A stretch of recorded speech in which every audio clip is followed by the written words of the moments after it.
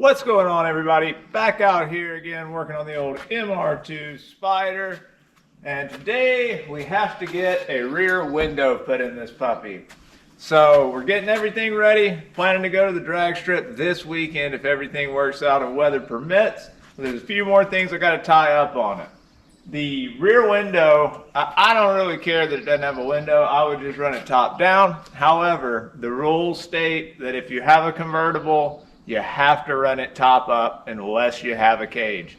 So since I don't have a cage, I have to have the top, and my guess is they're probably going to be a little bit of a stickler about the window not being in there, because it is part of the top. So if it doesn't have a window, technically it's missing part of the top. So I just went ahead, went on the good Amazon, got me a piece of poly, and we're going to cut it up, make it fit this window right here. It's actually got a little seam that it'll fit in, and I'm going to try to just stuff it in there and see if it'll fit good enough. If it will not, I'm also going to just drill and pop rivet it, because this top is in pretty rough shape. For those of you that don't know, I got this car. It was the cheapest MR-2 Spyder in the lower 48 at the time. I paid 800 bucks for it. It was fully intact with the exception of this window. So that was the only thing that was really missing. And I wasn't too much worried about that. I really wanted to put a hard top on it anyways. But when I started looking, hard tops are just so expensive. They're not really in the budget for it at this point in time. And a new cloth top's only like 400 bucks, but I don't want to put a new cloth top on it because I don't want a cloth top. So got to take care of that. Also went ahead, broke down and bought a battery because I have to put the rear bumper on here. And I got tired of trying to put this battery in and out so I could put it in another car because I had borrowed it from the Pathfinder. And so finally got it its own battery so we can put the rear bumper on and be done, seal all that up. Also got a shift light so I'll know when to change gears. And so once we get all this stuff on there, I think we'll be pretty much good to go, ready to run at the track this weekend. So let's get cracking on that now. When doing this with like a steel door or something like that, or a steel rear window, it has to be perfect, obviously, or pretty close to perfect. With this, I have a little bit of give because there's like a pocket, see, that it's going to fit up into. So I have literal half-inch or so of play. So we just got to be close enough. So I'm going to go ahead, using this, I'm going to mark out my rough template. We'll cut that, and then we'll see how close we are, and we'll just trim it as necessary. The goal is to just go ahead and get a rough shape that's too big and slowly shave off until it fits. And as soon as it fits, good to go. Transfer it on over to our acrylic. So, got it set in there. I felt with my fingers how deep that gap is. And then we're just going to lower this on down because I want to have extra room in case I need it. Set it up here. And we're just going to literally sketch out what we think looks good, and that will be where we start. So we're just going to start with the roof line and come on over and try to do that. Probably going to be too big the first go around, but that's okay. That's what we're doing this for. So let's now trim that up and see what it gets us. I think that's going to be enough. I'm not sure, once it pops down up under that ledge, I don't want to have too much sticking out the top. So we might even go a little bit higher and loop it in stronger. Let's try that one first, and then we'll move down if we need to. See how that fits. Looks like we might actually make something happen with that.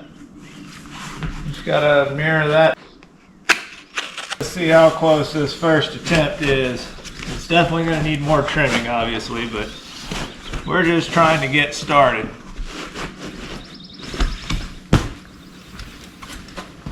This process is going to be slow, annoying, and cumbersome, but it is what it is. You just got to keep working on it. So yeah, if I got to travel that way, it doesn't really even come all the way to the end this way. Maybe I have to trim this corner, but I doubt it because right there's where I have the most room. So yeah, this actually looks pretty close. Probably going to have to refine it a little bit. but we won't know till we get the solid piece. Like this is just too flexible, see? So I think I'm gonna go ahead and use this as my template because I know it's large enough. And then once we get it cut out, we can start, you know, trimming little bits and pieces off of the glass itself. I'm just going to leave it covered until I make sure it fits, and then we'll peel the paper off of it.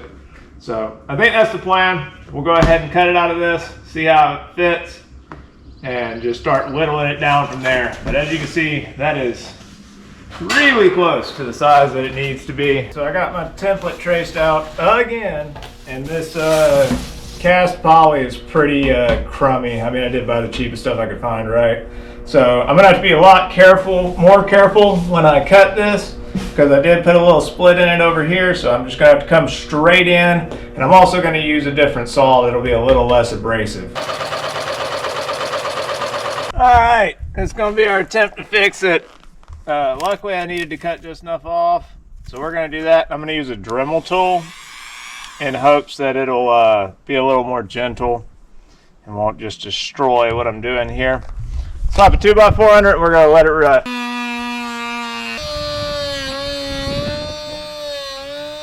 So I failed to realize when me and Dad were popping this in here that I had left my camera off. I believe it had just died because it was rolling previous, so it either overheated or died.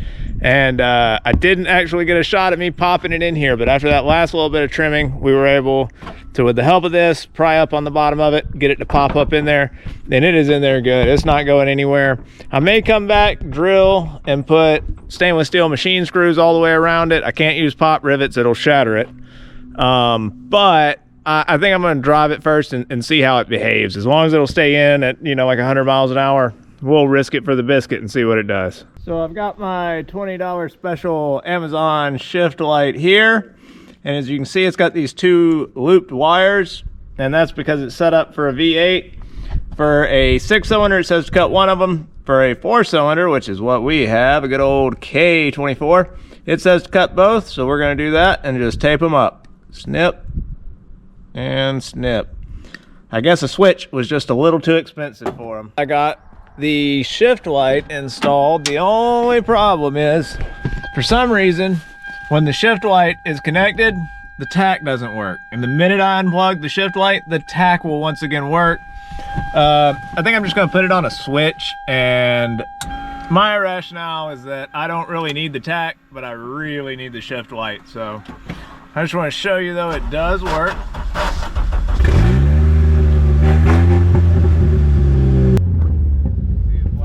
We're good to go on that one. Got a new back window in there. Finally got our new tires. This here is a good old 24.5 80 by 15 ET Drag by Mickey Thompson. I went with the Mickey Thompsons just because that's what I've always used in the past. It's what I'm familiar with. I wanted to go with a 26 10-0, but it will not fit. It's not even close. It might even require a little bit of framework to make that fit. So I decided just to go with these. I put them on the stock wheels for now just so we could get ripping, but I am going to upgrade those eventually as well. And it would appear that we're probably going to have to notch our fender just looking at the size of them. So let's roll them up there and see how well do they fit. Look at that. Definitely got some rubbish going on just sitting here. Much less when this thing starts expanding out. So we're going to have to notch these like right there. And then hopefully that will go. Keep in mind these do have like 25 pounds of pressure in them, so they'll never be ran at the track with this much. But we're definitely gonna have to do something there, and who knows what it's gonna look like when I start to lower it down or put the bumper on it. But I mean, this was realistically, this was the smallest slick I could get, so we're gonna have to find out a way to make this work, that's for sure. Let's see what we're working with.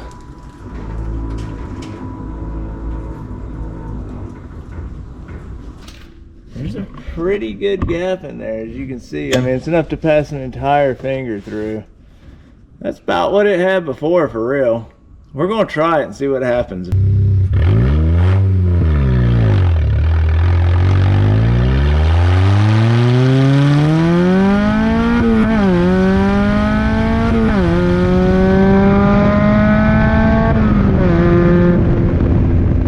like we're good to go. No rubbing. I just reviewed the footage. Looks like everything is gonna be all right in that position.